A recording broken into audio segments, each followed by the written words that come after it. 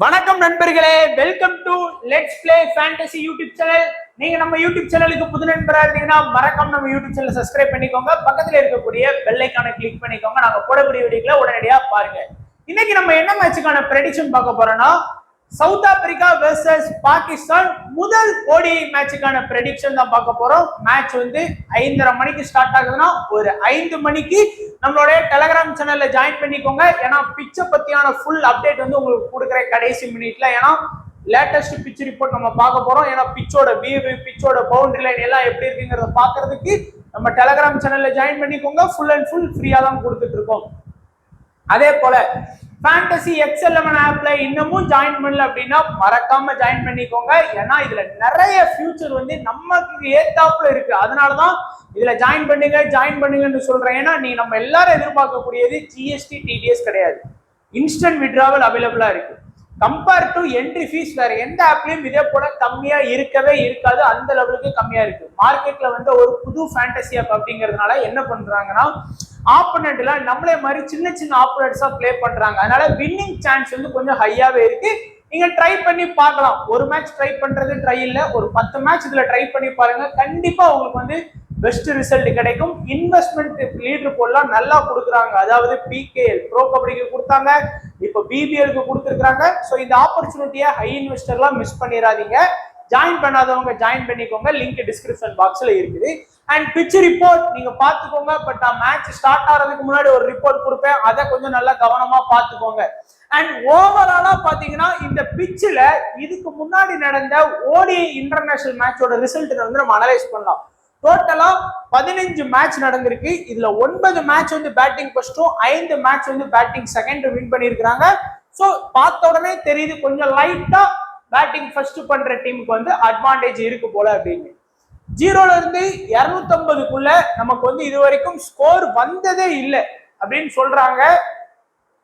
ஆனா low score வந்து 43 அப்படிங்கிற மாதிரி இருந்தது. எனக்கு இதுல முரண்பாடு இருக்கு. அப்புறம் என்ன சொல்றேன்னா, இது எந்த மேட்ச் 43 அடிச்சாங்கன்னு எனக்கு இன்னும் தெரியல. ஸோ அந்த பேஜ்லேயே வந்து தப்பா தான் போட்டிருக்காங்க அவங்களோட அஃபிஷியல் பேஜ்ல. பட் இருந்தாலும் அந்த ஒரு கன்ஃபியூஷன் இருக்கு. அதை நான் உங்களுக்கு முதல்ல தெளிவா சொல்லிடுறேன். அப்புறம் வந்துட்டு இங்க இவ்வளவு ஸ்கோர் வரவே இல்லை, அப்புறம் ஏன் இங்க இதே மாதிரி அப்படின்னு நீங்க நினைக்கலாம். அந்த ஒரு இது பெரிய மிஸ்டேக்கா இருக்கும் அப்படின்னு தோணுது. ஸோ அதை கிளாரிஃபை பண்றேன். இது வந்து நான் டைப் பண்றதுல மிஸ் ஆயிடுச்சு அப்படின்னு நான் சொல்லலை. ஏன்னா இது அந்த பேஜ்ல பார்க்கும்போது இப்படிதான் இருந்தது. அதனாலதான் நான் சொல்றேன். ஸோ அதை மட்டும் கொஞ்சம் பார்த்துக்கோங்க. பட் ஓவராலா 15 மேட்ச்ல 9 மேட்ச் பேட்டிங் ஃபர்ஸ்டும் 5 மேட்ச் வந்து பேட்டிங் செகண்டும். High score south Africa, low score Sri Lanka. ஆவரேஜான ஸ்கோரா 270ல இருந்து 290 வரைக்கும் நீங்க எதிர்பார்க்கலாம். ஸோ இப்போ வந்து பாசிபிள் 11 வச்சு நம்ம ப்ரெடிக்ட் பண்ணலாம். First top 6 Zorzi, Bavuma, Markram, Stubbs, Klaasen, Miller. இதுல சொர்சிக்கு பதிலா ரிக்லட்டன் ஆடுறதுக்கான பாசிபிலிட்டி இருக்கு. பட் 50 ஓவர் அப்படின்னா சொர்சி தான் ஆடுறாரு. T20ல தான் ரிக்லட்டன் வர்றாரு. கொஞ்சம் கவனமா பாத்துக்கலாம். ஸோ இந்த டாப் 6ல யாருக்காச்சும் டபுள் அட்வான்டேஜஸ் இருக்கா அப்படின்னு பாத்தீங்கன்னா, எஸ், மார்க்ரம்க்கு வந்து டபுள் அட்வான்டேஜ் இருக்கு. மார்க்ரம்க்கு வந்து 6th பவுலிங் ஆப்ஷன்ல இருக்கிறாரு. அந்த டீம்ல கரெக்டா 5 பேர் இருக்கிறாங்க. 5 பேர் 10 ஓவர்னா 50 ஓவர் ஆச்சு. யாருக்காச்சும் ஒருத்தருக்கு டே சரியா செட் ஆகல, ரொம்ப அடி வாங்குறாங்க அப்படின்னா மார்க்ரம் வந்து அதிகபட்சம் மார்க்ரம் கிட்ட இருந்து 5 ஓவர் வரைக்கும் நீங்க எதிர்பார்க்கலாம். ஆனா 1 டவுன் ஆடி 5 ஓவர் பவுல் பண்ற போது அது நல்லா இம்பார்ட்டன்ட். பட் மார்க்ரம் வந்து நல்ல ஃபார்ம்ல இருக்காருன்னு கேட்டீங்கன்னா ஒரு ஆவரேஜான ஃபார்ம்ல தான் இருக்கிறாரு. நீங்க இந்த ஸ்ரீலங்கா டெஸ்ட் சீரீஸோட பார்த்திருப்பீங்க. ரொம்பலாம் நினைச்ச மாதிரிலாம் ஸ்கோர் பண்ணல, பட் ஓரளவுக்கு ஆடுனார் அப்படிங்கிறது முக்கியம். அடுத்து வந்து வேற யாருக்கும் இது இல்லை. விக்கெட் கீப்பிங் ஆப்ஷன்ல உள்ள இம்பார்ட்டன்ட் வந்து நமக்கு வந்து கிளாசனுக்கு வந்து ஒரு டபுள் அட்வான்டேஜ் இருக்கு. ஏன்னா கண்டிப்பா வந்து ஒரு கேட்ச் இல்ல 2 கேட்ச் பிடிச்சா கூட ஒரு 16 பாயிண்ட், பிளேயிங் லெவல்ல ஒரு 4 பாயிண்ட் அப்படிங்கும் போது அவர் பேட்டிங் வர்றதுக்கு முன்னாடியே 20 பாயிண்டோட வர்றாரு. ஒரு 15 ரன் அடிச்ச மாதிரி வர்றாரு. அது வந்து ரொம்ப இம்பார்ட்டன்ட் அப்படிங்கிறதுனால மார்க்ரம், கிளாசன் இந்த 2 பேருக்குமே டபுள் அட்வான்டேஜ் வந்து கண்டிப்பா இருக்குது. மீதி வந்து பாத்தீங்கன்னா பவுமா வந்து நல்ல ஃபார்ம்ல இருக்காரு. நீங்க இந்த டெஸ்ட் சீரீஸ் பார்த்திருப்பீங்க. நல்ல ஃபார்ம்ல நல்லா சூப்பரா வந்து பாத்தீங்கன்னா கான்ட்ரிபியூட் பண்ணாரு அந்த டீமுக்கு. ஸோ நல்ல ஒரு ஃபார்ம்ல இருக்கிறாரு. சொர்சி வந்து டெஸ்ட் கிரிக்கெட்லயுமே இப்போ வந்து ஒரு ஃபார்ம் அவுட்ல தான் இருக்கிறாரு. சரிங்களா, நல்லாவே பெருசா ஆடல. ஸ்ரீலங்கா கூட 2 டெஸ்ட் சீரீஸ்லயுமே அவர் ஆடல. அதான் அவர் லாஸ்டா விளையாண்ட மேட்ச் அப்படிங்கும் போது கொஞ்சம் ஃபார்ம் அவுட்ல தான் இருக்காரு. டப்ஸ் சொல்லவே வேணாம், நல்ல ஒரு யங் டேலண்டட் பிளேயரா நல்ல ஃபார்ம்ல ஆடி கொடுத்துட்டு இருக்கிறாரு. இந்த மாதிரி அதுவும் அவங்களுடைய ஹோம் பிச்சஸ் சவுத் ஆப்பிரிக்கால ஆடும்போது அது அவருக்கு ஒரு நல்ல ஒரு அட்வான்டேஜா தான் இருக்கும். அடுத்து மில்லர் நம்ம இப்பவே பார்த்தோம், இந்த T20லயே பார்த்தோம், நல்ல ஒரு ஃபார்ம்ல தான் ஆடிட்டு இருக்காரு. அப்ப யாருக்கு தான் இம்பார்ட்டன்ஸ் கொடுக்க அப்படின்னா, எனக்கு தெரிஞ்சு மோஸ்டா பாத்தீங்க அப்படின்னா உங்க ஆப்பனண்ட் வைஸா யோசிச்சோம் அப்படின்னா மார்க்ரம்க்கு வந்து முதல் இம்பார்ட்டன்ஸ் கொடுப்பாங்க, இரண்டாவது டப்ஸ், மூணாவது வந்து கிளாசன். இந்த 3 பேருக்கும் இம்பார்ட்டன்ஸ் எடுப்பாங்க. ஆனா நீங்க கொஞ்சம் கவனமா பார்க்க வேண்டியது இந்த பவுமாவை வந்து கொஞ்சம் கவனமா பார்த்துக்கோங்க. ஏன்னா பவுமா வந்து உங்களுடைய ட்ரம்ப் கார்டு. யாருக்கு பதிலா ட்ரை பண்ணலாம்? பவுமாவை வந்து டப்ஸுக்கு பதிலா ட்ரை பண்ணலாம், அல்லது மார்க்ரமுக்கு பதிலா கூட நீங்க ட்ரை பண்ணலாம். இல்ல இன்னும் ரொம்ப ரிஸ்கா போகணும்னு நினைச்சீங்கன்னா மில்லரை வந்து ஒரு ட்ரம்ப் கார்டா நீங்க வந்து கண்டிப்பா யூஸ் பண்ணலாம். அதுவும் மார்க்ரம் ஆர் டப்ஸுக்கு பதிலா நீங்க கண்டிப்பா யூஸ் பண்ணி பார்க்கலாம். பட் மார்க்ரம், டப்ஸ், கிளாசன் இந்த 3 பேரும் சேஃபான பிக்கு. பவுமா, மில்லர் ஒரு ரிஸ்கான பிக்கு. அட்லீஸ்ட் நீங்க வந்து மினி லீக், மெகா லீக்ல போக்கஸ் பண்ணுங்க. இப்போ பார்க்கக்கூடியது பவுலிங் ஆப்ஷன். இதுதான் ரொம்ப முக்கியமான ஒரு ஆப்ஷனா இருக்கும். யான்சன், ரபடா, மக்கா, அடுத்து பிராட்மன், அடுத்து மகாராஜ். ஸோ இதுல வந்து நல்ல 4 பேருமே ஃபாஸ்ட். உங்களுக்கு தெரியும் இனிஷியல்ல முதல் ஒரு 10 ஓவர்ல இருந்து 8 ஓவர் வரைக்கும் யான்சனும் ரபடாவும் அட்டாக் பண்ணுவாங்க. கண்டிப்பா அந்த ஸ்டேஜ்ல அயூபு, ஷவுஃபிக்கு இவங்க தான் ஃபேஸ் பண்றாங்க. ஏதாச்சும் ஒரு ஓப்பனிங் பார்ட்னர்ஷிப் வந்து தூக்கி விட்டுருவாங்க. அப்படிங்கும்போது கண்டிப்பா ஒரு விக்கெட் வந்து அந்த இனிஷியல் ஸ்டேஜ்ல உங்களுக்கு கிடைக்குது. அடுத்து டெத்ல அட்டாக் பண்ணக்கூடியது யாரு அப்படின்னு பார்த்தோம் அப்படின்னா, சாரி அடுத்து மிடிலுக்கு வருவோமே. மிடில்ல யார் அட்டாக் பண்ணுவோம் அப்படின்னா, அவங்க 2 பேரும் அந்த ஒரு ஸ்பெல் முடிஞ்சதுக்கு அப்புறம் என்ன பண்ணுவாங்க அப்படின்னா ஒரு ஸ்பின்னரை தூக்கிட்டு வருவாங்க. ஸோ மகாராஜ் வந்து மிடில் அட்டாக் பண்ணுவாரு, அதே மாதிரி மகாப்காவும் வந்து மிடில்ல வந்து அட்டாக் பண்ணுவாரு, அண்ட் பிராட்மனும் கூட சேர்ந்துக்குவாரு. இந்த 3 பேருமே ஒரு 10வது ஓவர்ல இருந்து ஒரு 20 ஓவர் வரைக்கும் 25 ஓவர் வரைக்குமே இவங்க மாத்தி மாத்தி அட்டாக் பண்ணுவாங்க. அடுத்துதான் யான்சனும் ரபடாவும் கொஞ்சம் ஒரு 25ல இருந்து 35 வரைக்கும் உள்ள வருவாங்க. ஸோ அப்படிங்கும்போது இந்த டயத்துல வந்து இவங்க ஃபேஸ் பண்ணக்கூடியது வந்து பாபர் அசாம், அப்புறம் முகமது ரிஸ்வானே, அடுத்து சௌஃபிக்கு சௌஃபிக்ல அகாஸ் சல்மான், இந்த மாதிரி பிளேயர்ஸை வந்து இவங்க வந்து ஃபேஸ் பண்ண வேண்டியதா இருக்கும். அப்போ இவங்களுக்கும் வந்து நல்ல விக்கெட் கிடைக்கும். பட் பொதுவா பாத்தீங்க அப்படின்னா ஸ்டார்டிங் டெத்ல அட்டாக் பண்றதுனால இவங்க கிட்ட இருந்து நம்ம இனிஷியல்ல 1 விக்கெட்டும் டெத்ல 2 விக்கெட்டும் கிட்ட எதிர்பார்க்கலாம். குறைஞ்சது ஒரு 4 விக்கெட் வந்து நான் வந்து ரபடா, யான்சன் கிட்ட இருந்து எதிர்பார்க்கிறேன், மகாப்காட்ட இருந்து 1 விக்கெட் எதிர்பார்க்கிறேன், பிராட்மன்ல இருந்து 1 விக்கெட் எதிர்பார்க்கிறேன், மகாராஜ்ல இருந்து 2 விக்கெட் வரைக்கும் நான் எதிர்பார்க்கிறேன். So 4, 5, 6, 7, 8 wicket. ஸோ இதுல 1 விக்கெட் முன்ன பின்ன மட்டும் போகலாம். அதுவும் குறிப்பா செகண்ட்ல பவுல் பண்ணாங்க அப்படிங்கிற பட்சத்துல இந்த 5 பவுலர்ஸுக்குமே மினிமம் விக்கெட்ஸ் வந்து கண்டிப்பா எடுத்து கொடுக்கறதுக்கு பாசிபிலிட்டி இருக்கு. சரிங்களா? அடுத்து பார்த்தோம் அப்படின்னா பாகிஸ்தானோட டாப் 6 நீங்க பாத்தீங்கன்னா பாக்குறதுக்கு உண்மையிலே அற்புதமா இருக்கு. எல்லாருமே வந்து பாத்தீங்கன்னா நல்லா ஆடக்கூடிய பிளேயர்ஸ். இதுல வேற செஞ்சுரி எல்லாம் அடிச்சாங்க ரீசெண்டா. இவரெல்லாம் செஞ்சுரி அடிச்சாரு. அதுக்கப்புறம் வந்து அயூப், நம்ம ஆஸ்திரேலியா சீரீஸ்லயே வச்சு பாத்தீங்கன்னா அயூப், சௌஃபிக் எல்லாம் வச்சு பொழந்து தந்தாங்க. ஸோ நல்ல ஒரு ஓடிஐ டீம் வந்து ஓரளவுக்கு அவங்களுக்கு செட் ஆயிருக்கு அப்படின்னு சொல்லலாம்.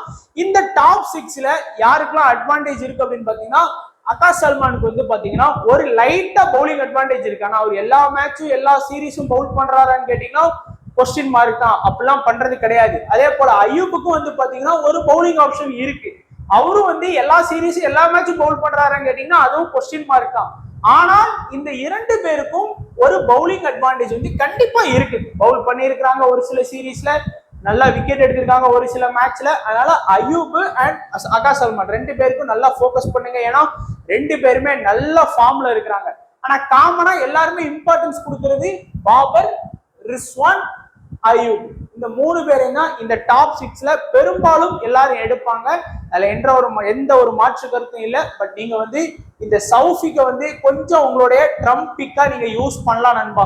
ஏன்னா ஆஸ்திரேலியா சீரீஸ்ல நல்லா ஆனாரு, நல்லா பொறுமையா ஆடக்கூடிய பிளேயர். ஆனா இன்னைக்கு என்ன ஒரு பிரச்சனைனா யான்சன், ரபடா 2 பேருமே செம்மையா பவுல் பண்ணுவாங்க இனிஷியல். அப்படிங்கும்போது எனக்கு தெரிஞ்சு 2 ஓப்பனர்ஸுமே பெருசா ஸ்கோர் பண்றதுக்கான ஹோப் வந்து இருக்காது. அதிகபட்சம் அவங்க வந்து ஒரு 30 ரன்னுக்கு உள்ளதான் வந்து ஆடுறதுக்கான வாய்ப்பு இருக்குமே தவிர அதுக்கு மேல ஆடுறதுக்கான பாசிபிலிட்டி எனக்கு இருக்கிற மாதிரி தெரியல. ஏன்னா யான்சன், ரபடா ஸ்ரீலங்கா டெஸ்ட் சீரீஸ்ல வச்சு செஞ்சாங்க. அதெல்லாம் யான்சன்லாம் முதல் டெஸ்ட் சொல்லவே வேணாம். அப்படி பவுல் பண்ணி போட்டாரு. அதனால கொஞ்சம் கஷ்டம். அண்ட் ரிஸ்வான் வந்து கொஞ்சம் நல்லா இம்பார்ட்டன்ஸ் கொடுங்க. இந்த மிடில் ஆர்டர்ஸ் இந்த 2 பேரையுமே கொஞ்சம் ஃபோக்கஸ் பண்ணுங்க. ஏன்னா டப்புனு விக்கெட் போனா மிடில் ஆர்டர்ஸ் வந்து கொஞ்சம் நல்லா ஒரு 30+ ரன் அடிச்சு கொடுத்தா கூட நமக்கு அது பிளஸ் தானே அவங்கள விட. ஸோ அதனால இந்த மிடில் ஆர்டர்ஸை கொஞ்சம் கவனமா வச்சுக்கோங்கிறதுக்கு நான் சொல்றேன். அடுத்து பவுலிங் ஆப்ஷன் சூப்பரான அட்டாக். அஃப்ரிடி, ஹஸ்னைனி, ஹாரிஸ் ரஃப், அபர் அகமது, நிசம் ஷா. ஸோ இதுல வந்து இவர் மட்டும்தான் மெயின் ஸ்பின்னர். ஸோ கண்டிப்பா ட்ரை பண்ணுங்க. ஏன்னா நான் என்னோட டீம்ல எடுக்கலனாலும் நீங்க ட்ரை பண்ணுங்க. நல்ல ஃபார்ம்ல இருக்காரு தலைவர். யாருன்னே தெரியல. ரீசெண்டா இவ்வளவு நாள் வந்து சடாப் கானு, முகமது நவாஸ்னு வச்சு ஒப்பேத்திட்டு இருந்தாங்க. நல்ல யங் டேலண்டட் பிளேயர்ஸை கொண்டு வந்திருக்கிறாங்க. ஸோ நல்லா பவுல் பண்றாரு. நல்ல விக்கெட் டேக்கிங் பவுலராகவும் இருக்கிறாரு. அது போக சைன்ஸா அஃப்ரிடி, ஹாரிஸ் ரஃப் இந்த 2 பேரையுமே கொஞ்சம் நீங்க ட்ரை பண்ணலாம். பட் இனிஷியல் அட்டாக் பண்ண போறது சைன்ஸா Afridi and Naseem Shah initial attack பண்ணுவாங்க. ஒரு சில ஓவர் வந்து ஹஸ்னைன் வருவாரு. கொஞ்சம் அந்த ஒரு 7வது ஓவர் அந்த மாதிரி வருவாரு. ஹாரிஸ் ரஃப் 10 ஓவர் பவர் பிளேக்கு அப்புறம் தான் உள்ள வருவாரு. இவங்க 2 பேரும் டெத்தில் அட்டாக் பண்றது ஹாரிஸ் ரஃப் தான் மெயின். ஆனா விக்கெட் வந்து கொஞ்சம் பெருசா எடுக்கல. இந்த T20 சீரீஸே பாத்தீங்கன்னா 2 மேட்சா அவர் பெருசா எந்த ஒரு விக்கெட்டுமே எடுத்து கொடுக்கல. கேப்டன் வைஸ் கேப்டனா போட்டு நிறைய தோத்துருக்கோம் ஃபேண்டசில. பட் விருப்பம் உள்ளவங்க அவரை ஃபோக்கஸ் பண்ணலாம். பட் சைன்ஸா அஃப்ரிடி, ஹாரிஸ் ரஃப், நிசம் ஷா கூட மினிமம் ஒரு விக்கெட் கேரண்டி அந்த மாதிரி. அபர் அகமது வந்து ஒரு நல்ல ஒரு ட்ரம்ப் பிக்கா உங்களுக்கு இருப்பாரு. அதே போலதான் நிசம் ஷாவும் ஒரு ட்ரம்ப் பிக்கா உங்களுக்கு வந்து இருப்பாரு. இப்போ வந்து நம்ம வந்து டிஃபரன்ஷியேட் பண்ணி நம்ம ப்ரெடிக்ஷன் ஆரம்பிக்கலாம். ஸோ ஃபர்ஸ்ட் ஓடிஐல டபுள் ஆப்ஷன் இருக்கக்கூடியது யாருன்னு பாத்தீங்கன்னா யான்சன், அயூப், அகா சல்மான். இந்த 3 பேருக்கு தான் டபுள் ஆப்ஷன் அப்படிங்கிற ஒரு ஆப்பர்ச்சுனிட்டி இருக்கு. ஸோ அதுவும் மார்க்ரம்க்கு இருக்கு. சாரி, மார்க்ரம் நேமை மென்ஷன் பண்ண மறந்துட்டேன்.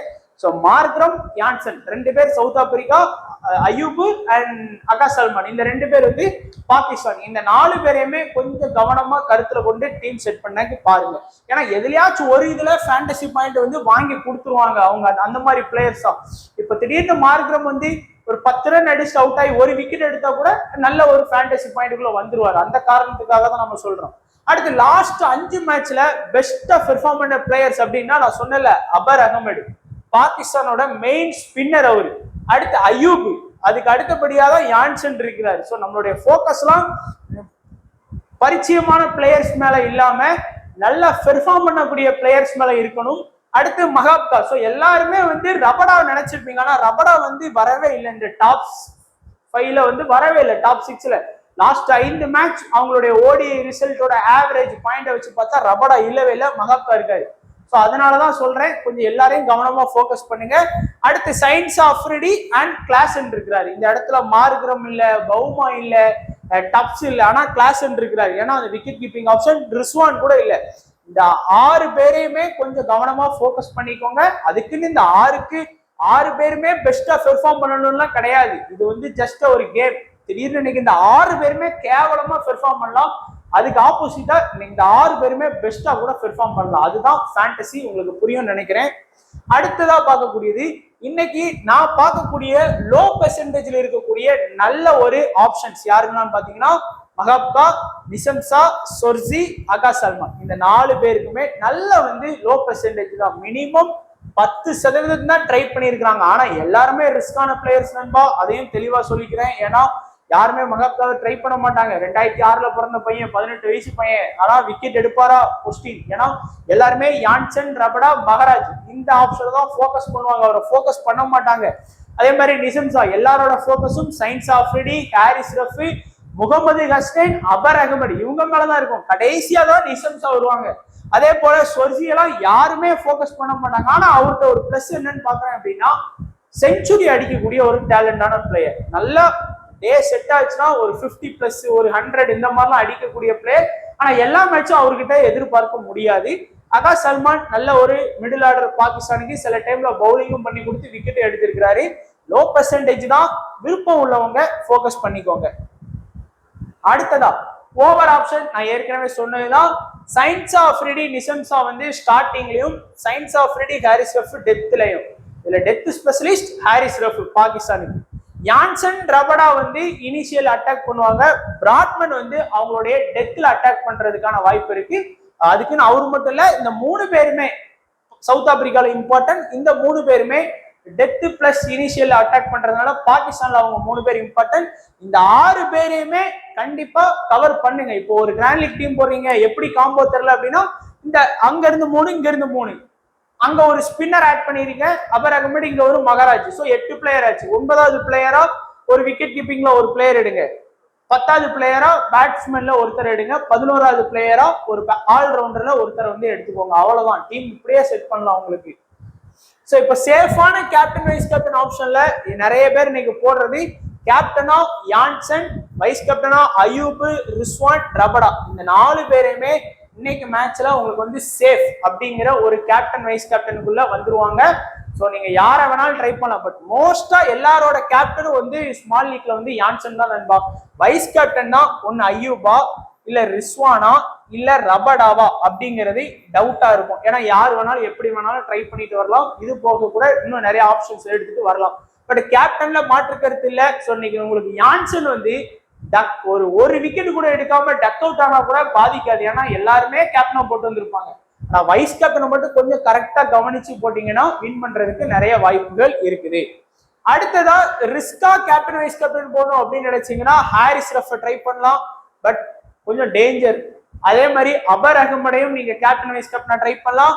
பிராட்மேன், மகராஜ் எல்லாருமே வந்து பாத்தீங்கன்னா பவுலிங் ஆப்ஷன்ல இருந்து தான் நான் கொடுத்துருக்கேன். ஸோ விருப்பம் உள்ளவங்க இந்த பவுலிங் ஆப்ஷனை ட்ரை பண்ணலாம். ஏன்னா ஏதாச்சும் ஒரு பிளேயர் வந்து இதுல 3 விக்கெட்டு அந்த மாதிரி இல்ல அது பிளஸ் 4 விக்கெட் இந்த மாதிரி எடுத்து கொடுத்தா ட்ரீம் டீம் கேப்டன் வைஸ் கேப்டன்ல வந்துருவாங்க. அதை கொஞ்சம் கவனமா ஞாபகம் வச்சுக்கோங்க. அடுத்ததா ஸ்மால் லீக்குக்கான demo team. So demo team இல்லாம வீடியோவே பார்க்க மாட்டோம் அப்படிங்கிறீங்க, அதனாலதான் டெமோ டீம் ஆட் பண்ணியிருக்கிறேன். ஸோ நான் ஃபுல்லா பாருங்க, ரிஸ்வானு, பாபர் அசாம், அயூப், ஹாரிஸ் ரஃப், சயின்ஸ் ஆஃப் ஃப்ரீடி, இந்த Klaasen, Stubbs, Jansen, Rabada, Maharaj, மகப்பா. ஸோ நம்ம வந்து ஃபுல்லா சேஃபான டீம் தான் கொடுத்துருக்குறோம். ஸோ ஜஸ்ட் ஒரு டெமோ டீம் உங்களுக்கு சேஃபா போகணும்னா இதுல நான் சொன்ன ரிஸ்க் வந்து நீங்க எடுக்கலாம். அதாவது என்ன எடுக்கலாம், இதுல வந்து பாபர் அசாமுக்கு பேல ஏதாச்சும் ஒரு மிடில் ஆர்டர், 2 மிடில் ஆர்டர் இருக்காங்க, அவங்கள ஃபோக்கஸ் பண்ணலாம். அதே போல டப்ஸ் இருக்கக்கூடிய இடத்துல பவுமா ஆர் மார்க்ரம் எடுக்கலாம். இல்ல மகப்தா இருக்கிற இடத்துல மார்க்ரம் ஆர் பவுமா, இந்த மாதிரி ஆப்ஷனுக்கு நீங்க தைரியமா போகலாம். அது உங்களுடைய விருப்பம். ஸோ நிறைய நான் ட்ரம்ப் கார்டை இன்செர்ட் பண்ணி வச்சிருக்கிறேன். ஸோ இல்ல அதனால நீங்க கொஞ்சம் கவனமாவே நீங்க டீம் செட் பண்ணீங்க. அபர் அகமட கூட நீங்க வந்து ஹாரிஸ் ரஃப்க்கு பேல கூட நீங்க எடுக்கலாம். அது உங்களுடைய விருப்பம். ஸோ இதுதான் நம்மளுடைய ப்ரெடிக்ஷன் நண்பா. ஸோ கண்டிப்பா வீடியோ பிடிச்சிருக்குன்னு நினைக்கிறேன். பிடிச்சிருந்தா லைக் பண்ணுங்க. இல்ல எக்ஸ்ட்ரா ஏதாச்சும் தகவல் வேணும் அப்படின்னா கண்டிப்பா கமெண்ட் செக்ஷன்ல சொல்லுங்க. வீடியோ பத்தியான கருத்துக்களை கமெண்ட் செக்ஷன்ல சொல்லுங்க. அப்பதான் நீங்க என்ன நினைக்கிறீங்க அப்படிங்கிறது நமக்கு தெரியணும். அப்பதான் நம்ம அதை வீடியோல கொடுக்க முடியும். ஸோ தொடர்ந்து சப்போர்ட் பண்ணுங்க, லைக் பண்ணுங்க, உங்க ஃப்ரெண்ட்ஸுக்கு ஷேர் பண்ணுங்க. வீடியோ பார்த்த எல்லா நண்பர்களுக்கும் நன்றி, வணக்கம். தேங்க்ஸ் ஃபார் வாட்சிங் நண்பா.